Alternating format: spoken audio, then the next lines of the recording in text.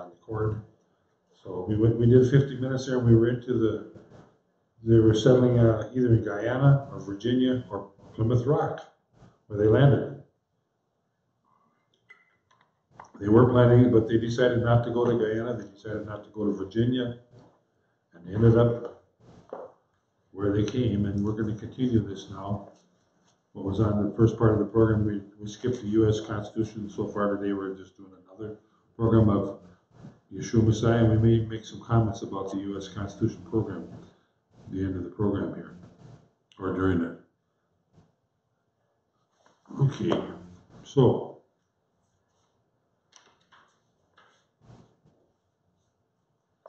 through Sir Robert Naughton, an effort was made to induce the king to grant to the prospective colony a patent or charter, which should include in its terms a provision granting liberty of conscience.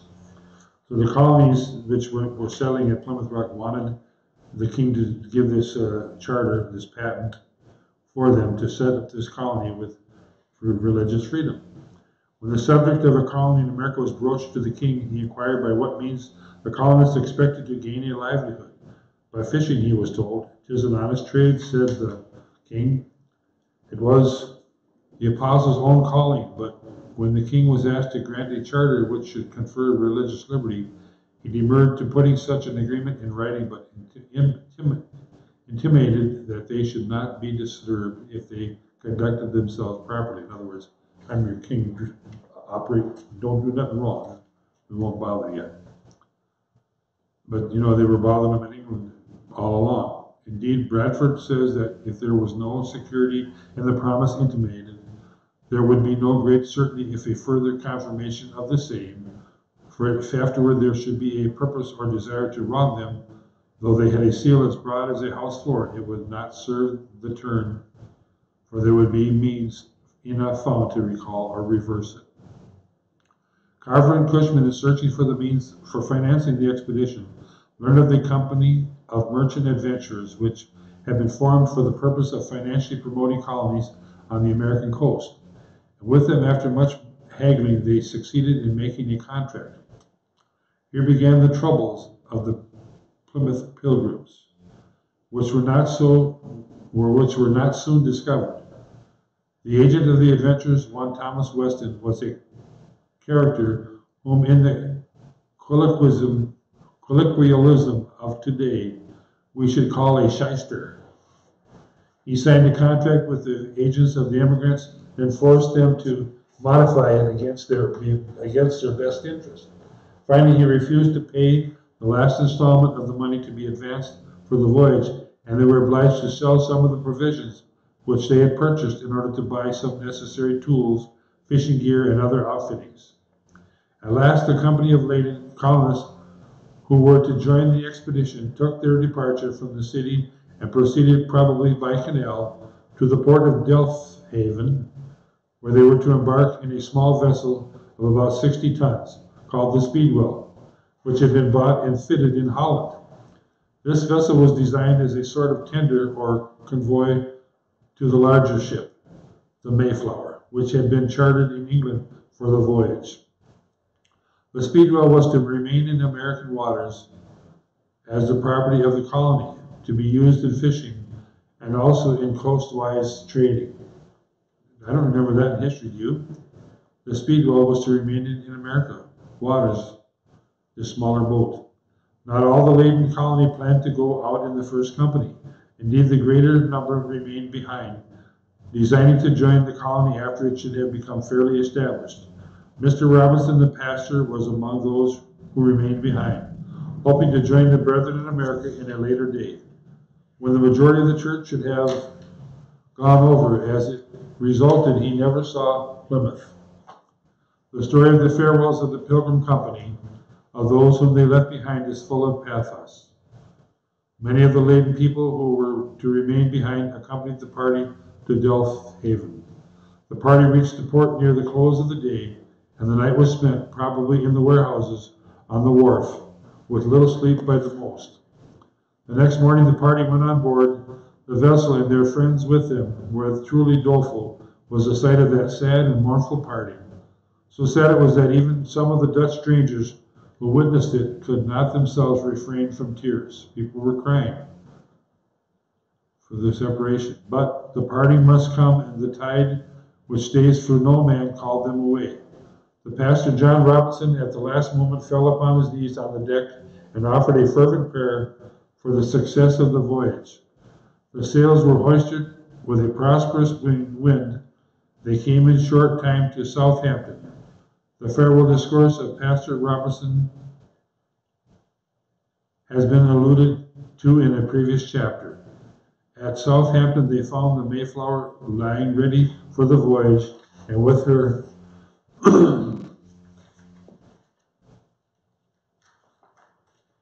considerable company of separatists from London who had come thither to join the party. 20 persons were allotted to go in the Speedwell and 100 in the Mayflower. So it's 120 people.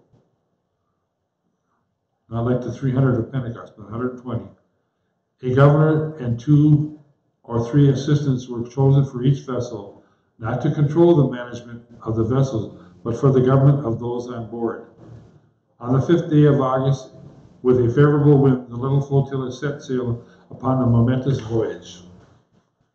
The 2 ships had proceeded about 300 miles at sea. Maybe they should have the 5th day of August as like the 4th of July instead of the 4th of July, the 5th day of August, when the blessing of God was going to come to America.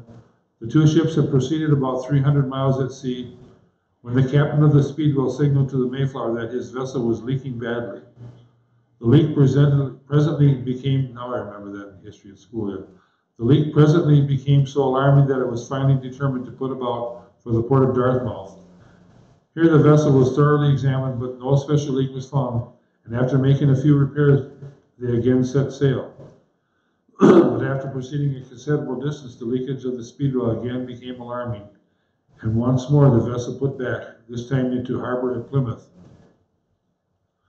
Hereafter again, vainly searching for the cause of the leakage, it was determined to abandon the Speedwell and proceed alone with the Mayflower. 18 of the party were designated to remain behind, some on account of physical wellness, others by reason of their own desire to remain.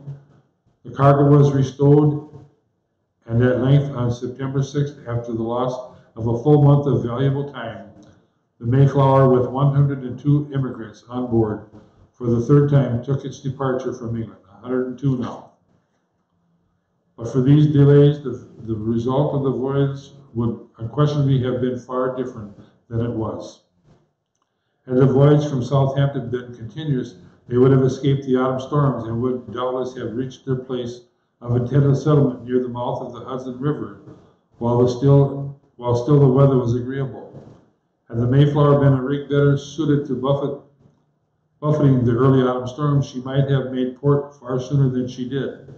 But during the 128 years that had passed since the little fleet of Columbus sailed out of the port of Palos, but small advance had been made in the construction of seagoing vessels. The Mayflower was so built and rigged that it was impossible to sail her in any direction except directly before the wind. When therefore she encountered headwinds, as she did soon after leaving the port of Plymouth, she could do nothing but sail before them. Back and forth, up and down the Atlantic she was driven, much of the time far out of her course. So fierce was the storm at times that the seamen were obliged to take it in all sail and commit themselves to the fury of the wind, under bare poles. Presently they were greatly alarmed at the discovery that so badly was the vessel's hull wrenched by the force of the sea and the wind, a great main beam which supported the upper works of the ship was beginning to buckle. Fortunately, one of the passengers had brought with him a powerful jack screw, and with the aid of this instrument, the beam was forced back into place and safely secured so that this danger passed. For 2 months and 5 days, the voyage continued to the great weariness of the pilgrim voyagers, both in body and spirit. One death occurred during the voyage, that of a young man named William Button, and a son was born to the wife of Stephen Hopkins, of whom was given the name Oceanus, on the 10th day of November, 1620. They sighted land, but instead of the coast which they sought, they soon found that the land in sight was the bold highland of Cape Cod, on which today stands the great fishing coast light known as mariners as Highland Light. Known to mariners as Highland Light.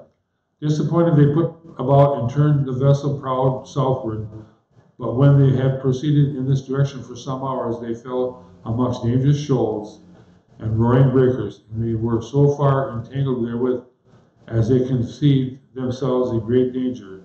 Undoubtedly, they were in dangerous proximity to the shoals of Pollock Rip and the low sandy pit of Monomy. The fear of shipwreck which assailed them was by no means idle, and prudently they again put about and bore up for the harbor of Cape Cod.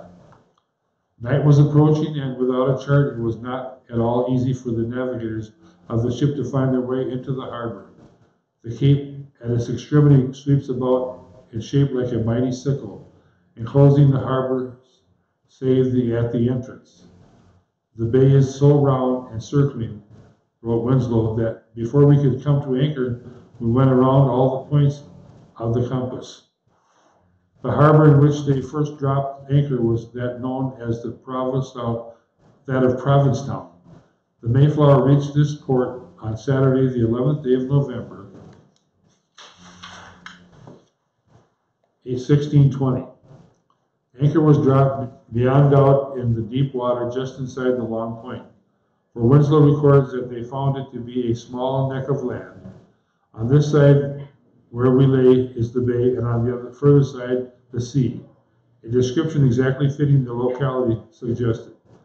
Being thus arrived in a good harbor and brought safe to land, says Bradford, they fell upon their knees and blessed God of heaven, who had brought them over the vast and fierce ocean and delivered them from all the perils and miseries thereof, again to set their feet on the firm and stable earth, their proper element. One of the most important acts known to history has been omitted in the narrative. The patent granted to the prospective colony was for a settlement within the territory granted by the Crown to the London Virginia Company.